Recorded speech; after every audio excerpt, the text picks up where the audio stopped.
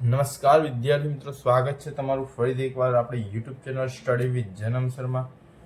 તો વિદ્યાર્થીઓ, આજે આપણે જોવાનું છે ચેપ્ટર નંબર 14 આંકડાશાસ્ત્ર. તો વિદ્યાર્થીઓ, આંકડાશાસ્ત્ર એટલે કે એક તમારું માર્ક ખેંચવા માટેનું સૌથી સારામાં સારું ચેપ્ટર બોર્ડ માટે. તો ચેપ્ટર નંબર 14 ટોટલ 16 માર્કનું પૂછાય છે બોર્ડની પરીક્ષામાં, જે બહુ સરળ રીતે તમે કવર કરી લેશો. આમાંથી સેક્શન ડી ની અંદર તમારે 2 સમ પૂછાય છે અને 2 સમના 4 માર્ક એટલે કે 8 માર્ક તો સેક્શન ડી ની અંદર તમને મળી જશે. એક ક્વેશ્ચન તમારો સેક્શન સી ની અંદર આવશે એટલે કે 3 માર્ક તમને ત્યાં મળી જશે. તો આવી રીતે વિદ્યાર્થી મિત્રો તમારા કુલ 16 માર્ક થઈ જશે. તો બહુ સરળ રીતે આપણે આ ચેપ્ટર શીખવાનું છે.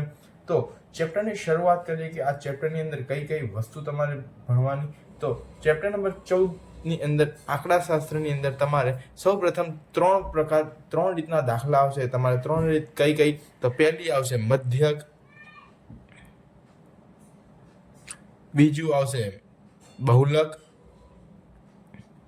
અને ત્રીજું આવશે મધ્યસ્થ. તો વિદ્યાર્થીઓ, હવે આપણે એક એક કરીને આના સૂત્રો વિશે જોઈશું. 3 ની અંદર પણ અલગ અલગ સૂત્ર છે. હા, એમાંથી આ જે મધ્યસ્થ છે એની અંદર માત્ર એક સૂત્ર, બહુલક એની અંદર માત્ર એક સૂત્ર અને મધ્યક એની અંદર કુલ 3 રીત છે. તો 3 રીતે આપણે દાખલા ગણી શકીએ. 3 અલગ અલગ રીતથી ગણશો તો પણ જવાબ સેમ આવશે જ. તો વિદ્યાર્થીઓ, ચલો શરૂ કરીએ. સૌ પહેલા આપણે જોઈએ મધ્યક. તો મધ્યક શોધવા માટેના 3 સૂત્ર. કેટલા સૂત્ર? 3 સૂત્ર. સૌ પહેલા તમને જણાવી દઉં કે આપણે મધ્યકને x બાર વડે ઓળખીશું. કેવી રીતે ઓળખીશું? x બાર વડે. તો મધ્યકની અંદર 3 રીત છે, મેં કીધી એ રીતે. તો પહેલી છે સીધી રીત. તો સીધી રીતનું સૂત્ર શું? તો સીધી રીતનું સૂત્ર છે x બાર બરાબર સિગ્મા fi xi છેદમાં સિગ્મા fi. તો વિદ્યાર્થીઓ, તમને આની અંદર અલગ અલગ વર્ગ આપેલા હશે. વર્ગનો તમારે મધ્ય કિંમત શોધવાની. મધ્ય કિંમત એટલે કે xi, અને તમને જે આવૃત્તિ આપી હોય એનું પણ ટોટલ કરવાનું. એટલે કે અહીંયા આગળ સિગ્માનો મતલબ થશે ટોટલ. સિગ્માનો મતલબ થશે ટોટલ એટલે કે કુલ સરવાળો. જે આપણે સરવાળાનો જવાબ આવે તે. આ હતું આપણી સીધી રીતનું સૂત્ર. હવે આપણે જોઈશું ધારેલા મધ્યકની રીત. ધારેલા મધ્યકની રીત. તો ધારેલા મધ્યકની રીતની અંદર કયું સૂત્ર છે? તો ધારેલા મધ્યકની રીતનું સૂત્ર છે x બાર બરાબર a plus sigma fi di છેદમાં સિગ્મા fi. તો વિદ્યાર્થીઓ, આ છે આપણું ધારેલા મધ્યકની રીતનું સૂત્ર. અને ત્રીજું છે તો પદ વિચલનની રીત. પદ વિચલનની રીત. તો પદ વિચલનની રીત એટલે કે x બાર બરાબર a plus sigma fi ui છેદમાં સિગ્મા fi ગુણ્યા h. તો વિદ્યાર્થીઓ, આવી રહ્યા તમારા 3 સૂત્રો મધ્યક શોધવા માટેના. અને મધ્યક શોધવો એકદમ સરળ છે. વિદ્યાર્થીઓ, તમને અહીંયા એવું લાગતું હશે કે સર આ એકદમ નાનું સૂત્ર છે તો આ સમ ઇઝી હશે. હા, એવું તમે વિચારી શકો છો, પણ અહીંયા આગળ તમને સૌથી ઇઝી પડશે પદ વિચલનની રીત. શા માટે? તો પદ વિચલનની રીતની અંદર તમારે બહુ નાની સંખ્યાઓ એટલે કે નાના જે સાદુરૂપ આપવાના છે એ ખૂબ જ નાના આવશે. જ્યારે સીધી રીતની અંદર તમારે જે સાદુરૂપ આપવાનું છે તે મોટું આવશે. તેથી ત્યાં આગળ તમને તકલીફ પડી શકે છે અને કદાચ તેના લીધે તમારો જવાબ પણ ખોટો પડી શકે છે. તો વિદ્યાર્થીઓ, આ હતું આપણું મધ્યક. આગળ વધતા આપણે જોઈએ કે બહુલક.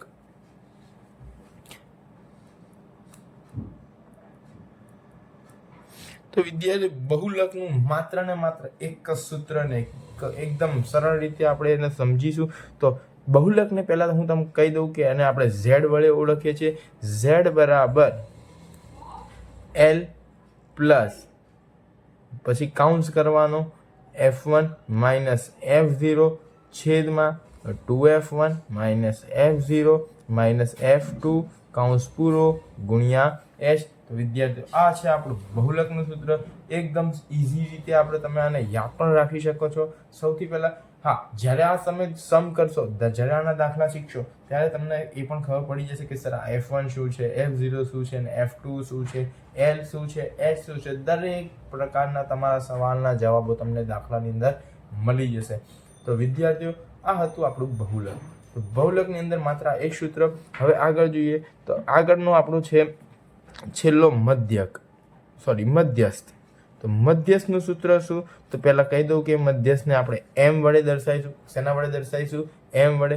તો મધ્યસ્થની અંદર m બરાબર l પ્લસ કાઉન્સ કરવાનો n ના છેદમાં 2 માઇનસ cf છેદમાં f કાઉન્સની બાદ ગુણ્યા h. વિદ્યાર્થી મિત્રો, આટલું સિમ્પલ સૂત્ર છે, એકદમ સરળ સૂત્ર. આ તમારે યાદ કરી લેવાના. આશા રાખું છું કે આ તમને સમજણ પડી હશે. તો વિદ્યાર્થીઓ, બને તેટલા જલ્દી આ સૂત્રોને તમે યાદ કરી લો. વિદ્યાર્થીઓ, આ સૂત્રો તમને આવડતા હશે તો આ સૂત્રો ઉપરથી તમે બહુલક, મધ્યક અને મધ્યસ્થના દાખલા બોર્ડની અંદર જે પૂછાય છે 16 માર્કના, એ એકદમ સરળ રીતે કરી શકતો. તમારા બોર્ડની અંદર 16 માર્ક એકદમ પાક્કા.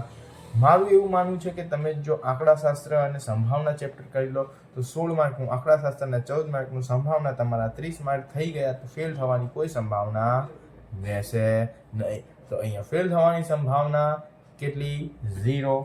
શા માટે? તો કે 16 ને 14 30 માર્ક. સર થઈ ગયા 30 માર્ક. ઓકે, ચલો આગળ વધીએ. તો જોઈએ દાખલા નંબર એક. દાખલો જોઈએ આપણે આ ચેપ્ટરનો કે દાખલા કેવા હોય છે. તો હું અહીંયા આગળ તમને સૌથી પહેલા એક વર્ગવાળો દાખલો શીખવાડું છું. નાના વર્ગવાળા દાખલા આપણે જોઈએ. તો વિદ્યાર્થીઓ, સૌપ્રથમ આપણે જોઈશું ઉદાહરણ નંબર 1. તો હું એની અહીંયા આગળ રકમ લખી લઉં ફટાફટ.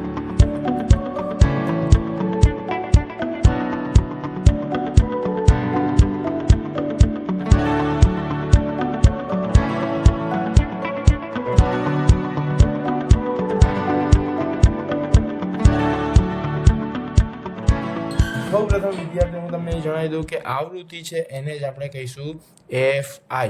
હવે આપણે સૌપ્રથમ કાર્ય શું કરવાનું? તો જે આવૃત્તિ આપી છે તેનું ટોટલ કરવાનું. તો 2 3 7 6 6 6 એનું ટોટલ.